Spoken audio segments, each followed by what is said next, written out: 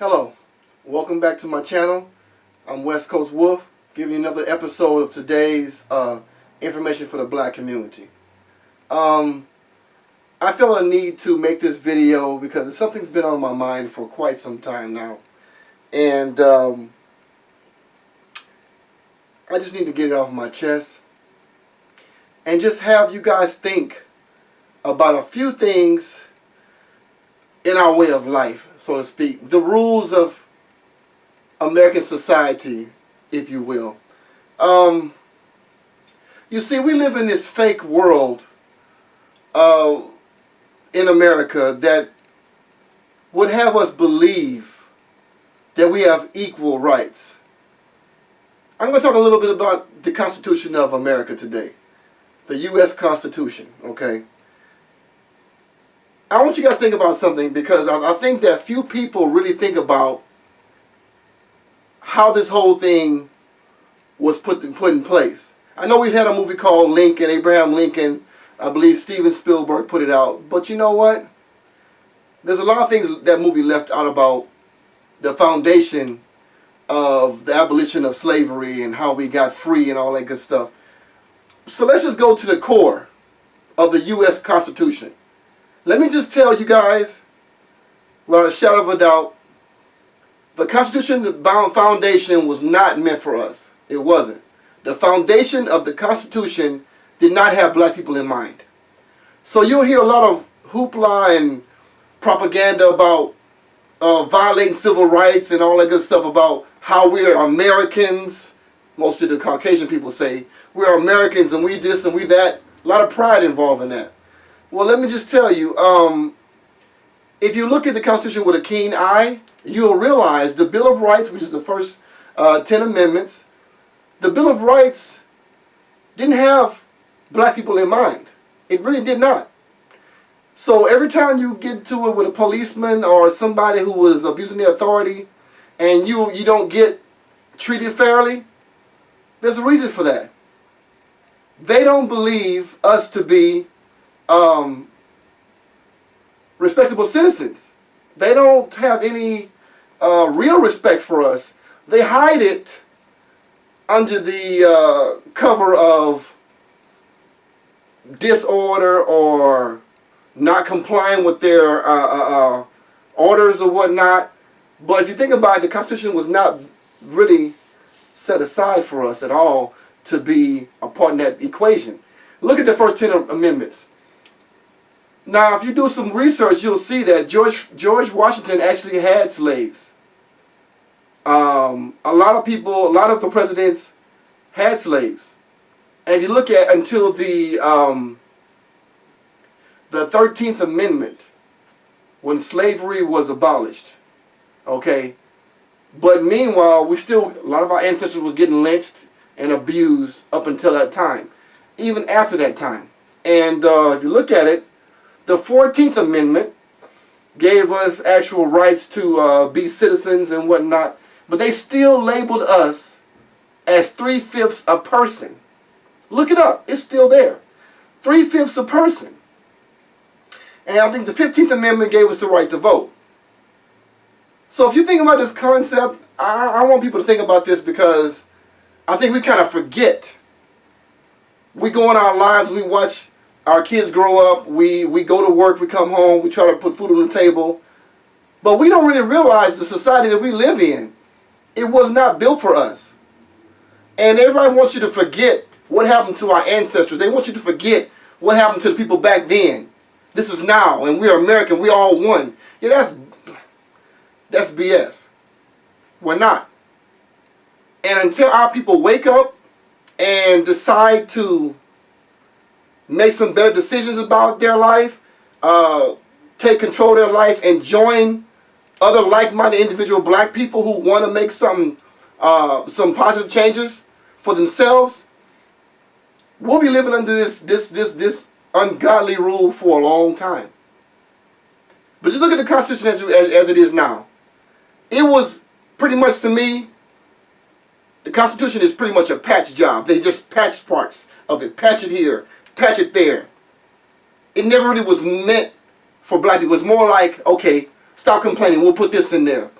Or let me put this in there. You know, Abraham Lincoln only signed that Emancipation Proclamation and got rid of slavery and all that good stuff because of the issues they were having with the war.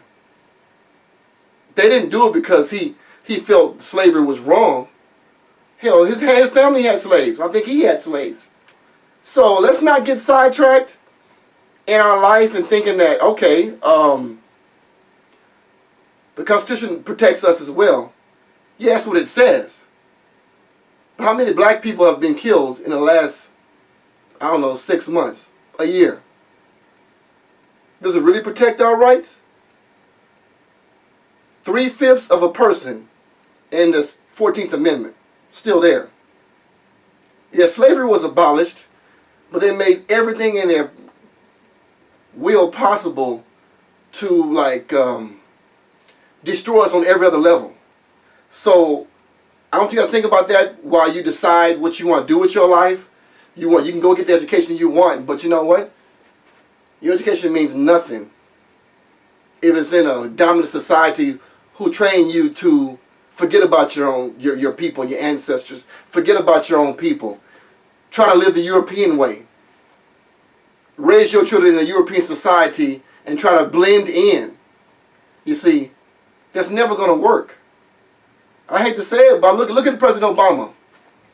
Excellent speaker, top of his class, European education, Harvard graduate, president of law school at Harvard, politics major, articulate, powerful speaker. And how do they treat him?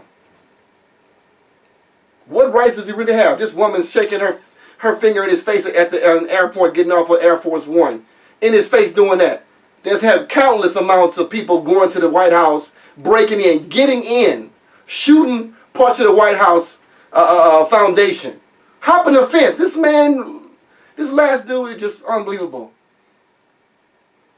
You can call him like a Caucasian Kuta Kinte or whatnot. He's homeless, from what I understand, half a foot.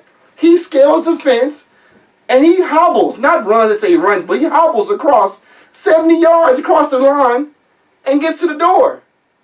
Where's our Secret Service at? I mean, you got to think about a lot of things going on in America. So maybe you might be the person, you don't want to be in front, you don't want to be a leader. I get it. You want to live your life under the radar. I get it. But guess what? Something happens to you. What's going to happen to your loved ones, your children coming up in this world the way it is now? If you won't decide to try to make some positive change. Because you're not going to get it in education. I mean, I'm not knocking education. It's good to have. But understand what it's going to do for you. Because I'm going to tell you right now, the economy is still going through a rough period. And if it's two people in line for a job, educated black person, educated Caucasian, or educated Asian person, you'll be the last one to get that job. If your qualifications comparable, they're not looking at you for the job, they're looking at them for the job in their society. What we need to have happen, we need people coming back to our neighborhoods, looking to help people who already got businesses, come back with a degree and put into that work into that business and let that grow. We need some more conscious people in the neighborhoods, in the community, to actually put back into what we have. Because I'm going to tell you, we're going to be the only one employing our own people in a few years from now. I don't care what education you have. When it's over with, you still have to pay that loan back, whether you got a job or not. So let's get together and let's help the people who are in business stay in business by employing black people, by bringing some of the education back to their own communities and helping them flourish. And I know some people in the neighborhood, they don't have the mindset, but we got to work on them. We got to work on them because I'm going to tell you, nothing is working for us in America right now. Nothing. The education is great if you want the European education, but they're educating our kids in the wrong way. They're pushing our boys through. They don't want to deal with them. They're afraid of them because the media propaganda is saying our boys are violent and dangerous, with the little Caucasian teachers teaching our children or not teaching them. So we have to really rethink our steps and our efforts. Don't think it's just you by yourself. Don't think that, because I I got a good job. That's their problem. No, it's your problem too. Because what I'm noticing too also is that, I hate to say it, Michael Brown was a martyr, and it's sad that happened to him. But you know what? It just showed me, you know what? We don't get angry until one of us gets killed. We should be upset. We should be angry. We should be ready to make some moves before that happens again. So are we so dumbed down as a people that we want to make a move when somebody's dead?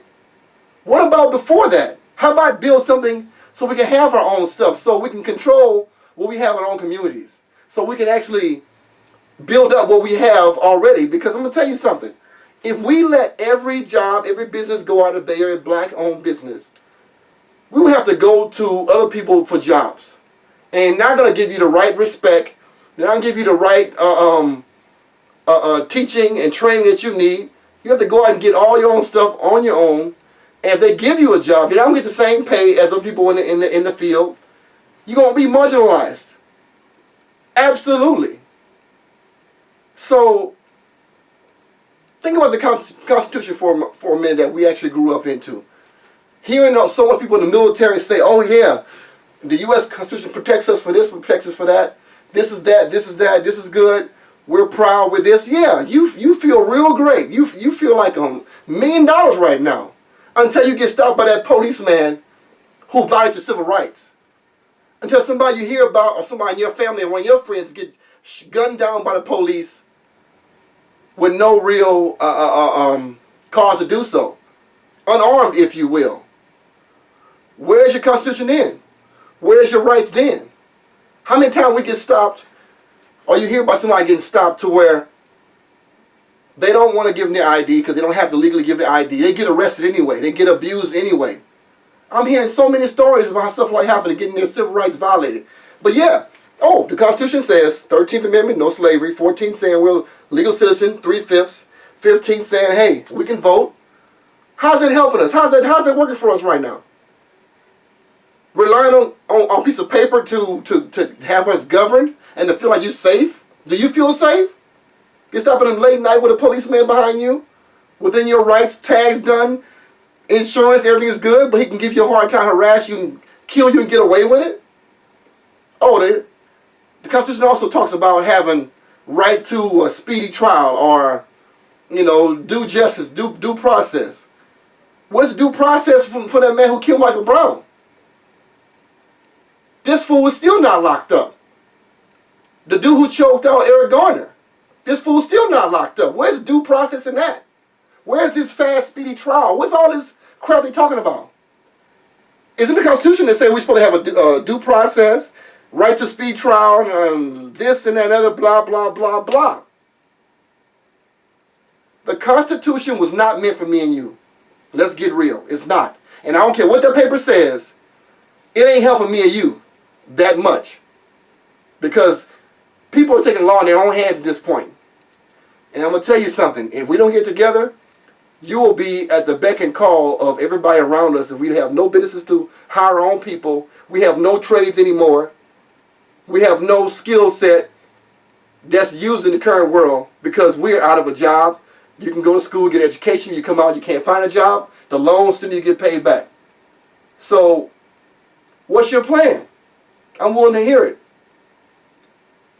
Leave me a comment, subscribe, like the video, and let's get together. Like I said before, I'm looking to hold a town hall meeting in the East Bay, preferably Oakland, Hayward, or Emeryville, and we can discuss issues that we have in the black community or neighborhoods. So have a good night and be safe out there. Peace.